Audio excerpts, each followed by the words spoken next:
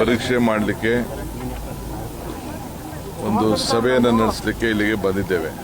ಸಾಮಾನ್ಯವಾಗಿ ಎಲ್ಲ ಬೆಂಗಳೂರಿನಲ್ಲೇ ಬೆಂಗಳೂರು ವಿಭಾಗದ ಸಭೆ ನಡೀತಾ ಇತ್ತು. ನಾನು ಬೆಂಗಳೂರು ಮಾಡೋದು ಬೇಡ,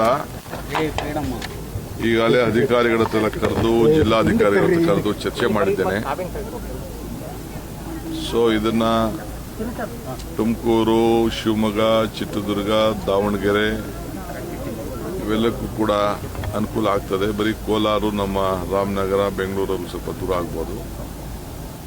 ಸೊ ಈ ಭಾಗದಲ್ಲಿ ಮಾಡೋಣ ಅಂತೇಳಿ ಇವತ್ತು ಈ ಭಾಗದಲ್ಲಿ ಸಭೆಯನ್ನು ಇಟ್ಕೊಂಡಿದ್ದೇವೆ. ಸೊ ಕೆಲವು ಜಮೀನಿಗೂ ಕೂಡ ಭೇಟಿಯನ್ನು ಕೊಡ್ತಾ ಇದ್ದೇನೆ. ಈಗಾಗಲೇ ರೈತರಿಗೆ ಯಾವ ಕಾರಣಕ್ಕೂ ಕುಡಿಯೋ ನೀರಿಗೆ ತೊಂದರೆ ಆಗಬಾರ್ದು ಅಂತೇಳಿ ಬೆಳಗಾಂನಲ್ಲಿ ಒಂದು ವಿಶೇಷವಾದಂಥ ತೀರ್ಮಾನವನ್ನು ಮಾಡಿದ್ದೇನೆ.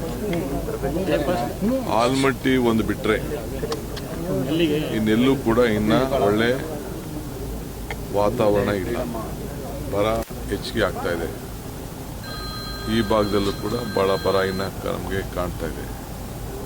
ಸೊ ಅದಕ್ಕೆ ಏನು ಮಾಡಬೇಕು ಮುಂಜಾಗ್ರತವಾಗಿ ಅಂತೇಳಿ ಚರ್ಚೆ ಮಾಡಲಿಕ್ಕೆ ಇವತ್ತೆಲ್ಲ ನಮ್ಮ ಜನಪ್ರತಿನಿಧಿಗಳು ಕೂಡ ನಾವೆಲ್ಲ ಆಹ್ವಾನವನ್ನು ಕೊಟ್ಟಿದ್ದೇನೆ. ಅಧಿಕಾರಿಗಳು ಕೂಡ ಮಾಹಿತಿಗಳನ್ನೆಲ್ಲ ಪಡ್ಕೊಂಡಿದ್ದಾರೆ. ಚರ್ಚೆ ಮಾಡಿಬಿಟ್ಟು ನಿಮ್ಮ ಹತ್ರ ಏನು ವಿಚಾರ ತಿಳಿಸಬೇಕು ಅಂತೇಳಿ ತಿಳಿಸ್ತೇನೆ. ನಾಳೆ ಇಲ್ಲಿ ಸುಧಾಕರ್ ಅವರ ನುಡಿ ನಮನ ಕಾರ್ಯಕ್ರಮ ಕೂಡ ನಾನು ಇಟ್ಕೊಂಡಿದ್ದೇನೆ. ನಾಳೆ ಕೂಡ ನಾನು ಇಲ್ಲಿಗೆ ಬರ್ತೇನೆ.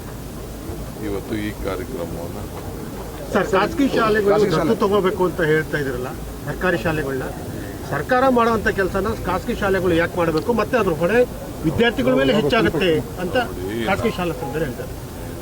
ನನ್ನ ಹತ್ರ ಹೇಳಿ ಅವರು, ಖಾಸಗಿ ಶಾಲೆಯವರು ನನ್ನ ಹತ್ರ ಹೇಳಿ, ನಾನು ಆಮೇಲೆ ಮಾತಾಡ್ತೀನಿ. ಅದು ನನಗೂ ಅವ್ರಿಗೂ ಇರೋಂಥ ಒಂದು ಒಪ್ಪಂದ. ಖಾಸಗಿ ಅಂದರೆ ಎಲ್ಲ ಶಾಲೆಗೂ ಅಲ್ಲ, ಎಲ್ಲ ಶಾಲೆಗೂ ಅಲ್ಲ, ಅದೊಂದು ಲಿಮಿಟೇಷನ್ ಇದೆ. ಕೆಲವು ಒಳ್ಳೊಳ್ಳೆ ಶಾಲೆಗಳು ಹಳ್ಳಿ ಗ್ರಾಮೀಣ ಪ್ರದೇಶದ ಶಾಲೆಗಳಿಗೆ ಅವ್ರ ಮಟ್ಟಕ್ಕೆ ತೆಗೆದುಕೊಂಡು ಹೋಗ್ಬೇಕು. ಸಪೋಸ್ ಯಾವುದೋ ಒಂದು ಬೆಂಗಳೂರಲ್ಲಿ ಶಾಲೆ ಇದೆ, ದೊಡ್ಡ ದೊಡ್ಡ ಶಾಲೆ, ಅನುಕೂಲವಾದ ಶಾಲೆ, ಒಳ್ಳೊಳ್ಳೆ ಫೀಸ್ ತಗೋತಾ ಇದ್ದಾರೆ. ಅಂಥ ಶಾಲೆಗಳು ಗ್ರಾಮೀಣ ಪ್ರದೇಶದ ಮಕ್ಕಳಿಗೆ ಅವ್ರ ಸ್ಟ್ಯಾಂಡರ್ಡ್ಗೆ ಈಗ ಯಾವುದೋ ಒಂದು ಸ್ಕೂಲಲ್ಲಿ 4-5 ಟೀಚರ್ಸು ಬಾಕಿ ಇರ್ತಾರೆ. ಸೊ ಅಂಥವ್ರಿಗೆ 4-5 ಟೀಚರ್ಸ್ಗೆ ಅವರು ಶಾಲೆಯಿಂದ ಕಳಿಸಿ ಅವ್ರು ಪ್ರಯೋಗ ಮಾಡಿ ಸರ್ಕಾರ ಶಾಲೆಗಳಿಗೆ ತೆಗೆದುಕೊಳ್ಳೋದು. ಸೊ ಅನೇಕ ದೊಡ್ಡ ದೊಡ್ಡ ಬಿಸ್ನೆಸ್ ಮೆನ್ ಇದ್ದಾರೆ. ಒಂದು CSR ಪಾಲಿಸಿ ಮಾಡಿದ್ದೀವಿ. CSR ಪಾಲಿಸಿಲಿ ಏನಿದೆ ಅಂತಂದರೆ ಅವರು 2% ಹಣ ಸಂಪಾದನೆ ಮಾಡೋ ಹಣನ ಅವರು ತಗೋಬೇಕು ಅಂತ, ಏನು ಅವರು ಖರ್ಚು ಮಾಡಬೇಕು ಅಂತಿದೆ. ಒಂದು ಏನೇನೋ ಕ್ರೈಟೀರಿಯಾ ಇದೆ, ಯಾವುದಾದ್ರು ಕೆಲಸಗಳಿಗೆ ಮಾಡ್ಬೋದು ಅನ್ನೋದು ಕ್ರೈಟೀರಿಯಾ. ನನ್ನ ಉದ್ದೇಶ ಏನಪ್ಪ ಅಂತಂದರೆ ಫಸ್ಟು ಪ್ರೈಮರಿ ಎಜುಕೇಷನ್ ಬೆಂಗಳೂರಿಗಾಗಲಿ, ಚಿತ್ರದುರ್ಗಕ್ಕಾಗಲಿ, ದಾವಣಗೆರೆಗಾಗಲಿ ಹಳ್ಳಿಯಿಂದ ವಿದ್ಯಾಭ್ಯಾಸಕ್ಕೋಸ್ಕರ ಜನ ವಲಸೆ ಬರೋದನ್ನ ತಪ್ಪಿಸ್ಬೇಕು ಅಂತ, ಹಳ್ಳಿ ಮಕ್ಕಳಿಗೆ ಬೆಂಗಳೂರು ಮಟ್ಟದ ವಿದ್ಯಾಭ್ಯಾಸ ಸಿಕ್ಕಬೇಕು ಅಂತ, ದಾವಣಗೆರೆ ಮಟ್ಟದ ವಿದ್ಯಾಭ್ಯಾಸ ಸಿಕ್ಕಬೇಕು ಅನ್ನೋ ದೃಷ್ಟಿಯಿಂದ ನೀವು ಪ್ರತಿಯೊಬ್ಬರು ದತ್ತು ತೆಗೆದುಕೊಳ್ಳಿ ಅಂತ ಹೇಳಿದ್ದೀನಿ. ನನಗೂ ಅವ್ರಿಗೂ ಒಪ್ಪಂದ ಆಗಿದೆ. ಹಿಂದೆ ನಾನು ಬೇರೆ ಸಂದರ್ಭದಲ್ಲಿ ಅವ್ರಿಗೇನೋ ಮಾತುಕತೆ ಮಾಡಿದ್ದೇನೆ. ನೀವು ಒಂದೊಂದು ಏನು ಈಗ ಎಷ್ಟೋ ದೊಡ್ಡ ದೊಡ್ಡ ಸಂಸ್ಥೆಗಳಿದೆ, CBSE ಸ್ಕೂಲ್ಗಳಿದೆ, ICSE ಸ್ಕೂಲ್ ಇದೆ, ಅವ್ರ ಮಟ್ಟದ ಒಂದು 4 ಜನ ಮೇಷ್ಟ್ರುಗಳು ಯಾವುದೋ ಸ್ಕೂಲಲ್ಲಿ, ಈಗ ರಘುಮೂರ್ತಿ ಕ್ಷೇತ್ರದಲ್ಲಿ ಯಾವುದೋ ಒಂದು ಮೂಲೆ ಒಂದು ಹಳ್ಳಿ ಇದೆಯಪ್ಪ, ಹಳ್ಳಿಲಿ ಮೇಷ್ಟ್ರಿಲ್ಲ ಅಂತ ಒಂದು ಕೊಟ್ಟಿದೆ. 50,000 ಮೇಷ್ಟ್ರಿದೆ. ಸರ್ಕಾರ 1,40,000 ರೂಪಾಯಿ ಒಂದು ಮಗುಗೆ ಖರ್ಚು ಮಾಡ್ತಾ ಇದೆ. ಆದರೂ ಕೂಡ ನಾವು ಕ್ವಾಲಿಟಿ ಎಜುಕೇಷನ್ನ ಮೊದಲಿಂದನೂ ನಾವು ಮಾಡೋಕ್ಕಾಗಲಿಲ್ಲ. ಆ ದೃಷ್ಟಿಯಿಂದನೇ ನಾವು ಪ್ರೈವೇಟ್ ಅವ್ರಿಗೆ ರಿಕ್ವೆಸ್ಟ್ ಮಾಡಿದ್ವಿ. ಅವರೆಲ್ಲ ಭಾಳ ಸನ್ನದ್ಧರಾಗಿದ್ದಾರೆ, ಅವರು ಮಾಡ್ತಾರೆ. ಕ್ಯಾಬಿನೆಟ್ ವಿಸ್ತರಣೆ ಮುಂದಿನ ವಾರ ನೀಟ್ ಪ್ರಶ್ನೆ ಪತ್ರಿಕೆ ಸಾಕಷ್ಟು ಪ್ರತಿಭಟನೆ ಮಾಡಿದ್ರು ಸರ್. ಈಗ ಬಿಜೆಪಿ ಅವರು ಕಾಂಗ್ರೆಸ್ ಕಚೇರಿಗಳ ಮುಂದೆ ಪ್ರತಿಭಟನೆ ಮಾಡ್ತಾ ಇದ್ದಾರೆ. ಅವ್ರಿಗೆ ಅವಮಾನ ತಡೆಯೋಕ್ಕಾಗ್ತಾ ಇಲ್ಲ. ಪ್ರಧಾನಮಂತ್ರಿಗಳು ಈಗ ಕಣ್ ತೆರೆದಿದ್ದಾರೆ. ನಾವು ಪಾರ್ಲಿಮೆಂಟಲ್ಲಿ ಚರ್ಚೆ ಮಾಡಿ ಅಂತ ಹೇಳ್ತಾ ಇದ್ದೀವಿ. ಕೇಸ್ನ ವಾಪಸ್ ಕೊಡಿ ಅಂತ ಹೇಳಿದವ್ರು ನಾವು, ಮಂತ್ರಿಗಳು ರಾಜೀನಾಮೆ ಕೊಡಬೇಕು ಅಂತ ಹೇಳಿದವ್ರು ನಾವು. ಅದಕ್ಕೆ ನಾವು ಬದ್ಧರಿದ್ದೇವೆ.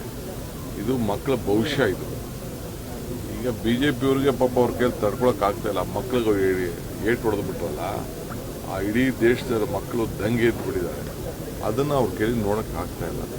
ಸೊ ಅದಕ್ಕೆ ಇವತ್ತು ಪ್ರಜಾಪ್ರಭುತ್ವ ವ್ಯವಸ್ಥೆ, ಈಗ ನನ್ನ ಮೇಲೆ ಎಷ್ಟೋ ಜನ ಪ್ರತಿಭಟನೆಗಳು ನಡೀತದೆ, ನಾನು ಬೇಡ ಅನ್ನೋಕ್ಕಾಗ್ತದ? ನೀವು ಮಾಧ್ಯಮದವರು ಪ್ರತಿಭಟನೆಗಳು ಮಾಡ್ತಾ ಇರ್ತೀರಿ, ನಿಮ್ಮನ್ನು ಬೇಡ ಅನ್ನೋಕ್ಕಾಗ್ತದ? ಇದು ಪ್ರಜಾಪ್ರಭುತ್ವದ ವ್ಯವಸ್ಥೆ. ಅದರಿಂದ BJP ಪಾಪ ಇನ್ನೇನು ಮಾಡ್ತಾರವರು, ರಾಜೀನಾಮೆ ಕೊಡ್ಸೋಕ್ಕಾಗ್ತಾ ಇಲ್ಲ. ನೀಟ್ ಪರೀಕ್ಷೆ ಈಗ ಮೊನ್ನೆ ಇದು KPSC ಯಾರು ಮಾಡಿದ್ರು? ಅವನ ಅಧ್ಯಕ್ಷನ ನಾವು ಮಾಡಿದ್ವಾ? ಅವರೇ ಮಾಡಿದ್ರು, ಅವರೇ ತಗಲಾಕೊಂಡು ಅದಕ್ಕೆ ಅವರೇ ಮುಂಚಿತವಾಗಿ ಗೊತ್ತಾಗ್ಬಿಟ್ಟು ಪತ್ರ ಬರೆದು ವಜಾ ಮಾಡಬೇಕು ಅಂತ ಹೇಳಿದ್ರು. ಆಯಿತು, ಗವರ್ನರ್ ಏನೋ ನಂಗೆ ಕಳಿಸ್ಕೊಟ್ಟು ನಾನು ಅಕ್ಸೆಪ್ಟ್ ಮಾಡಿದ್ದೀನಿ, ಏನು ಬೇಕು ತನಿಖೆ ನಡೆಸ್ತೀವಿ, ಕಾನೂನು ಕ್ರಮ ಕೈಗೊಳ್ತೀವಿ. ಬಿಡದಿ ರೈತರ ವಿರುದ್ಧ FIR ಎಲ್ಲ ನಮ್ಮ ರೈತರೇ, ನಾನೀಗಾಗಲೇ ಹೇಳಿದ್ದೇನೆ, ಯಾರ ಮೇಲೂ ಒತ್ತಡ ಇಲ್ಲ, ಯಾರಿಗೂ ತೊಂದರೆ ಕೊಡುವಂಥ ಪ್ರಶ್ನೆ ಇಲ್ಲ. ಅವರೆಲ್ಲ ನಮ್ಮ ಜನ, ನಾವು ಅವ್ರು ಬಿಟ್ಟು ಹೋಗೋಕ್ಕಾಗಲ್ಲ, ಅವ್ರು ನಮ್ಮ ಬಿಟ್ಟು ಬದುಕೋಕ್ಕಾಗಲ್ಲ. ನಾವೆಲ್ಲ ಒಟ್ಟಿಗೆ ಬದುಕಬೇಕು. ತೀರ್ಮಾನ ನಾನು ಮಾಡ್ತೀನಿ ಬಿಡಿ.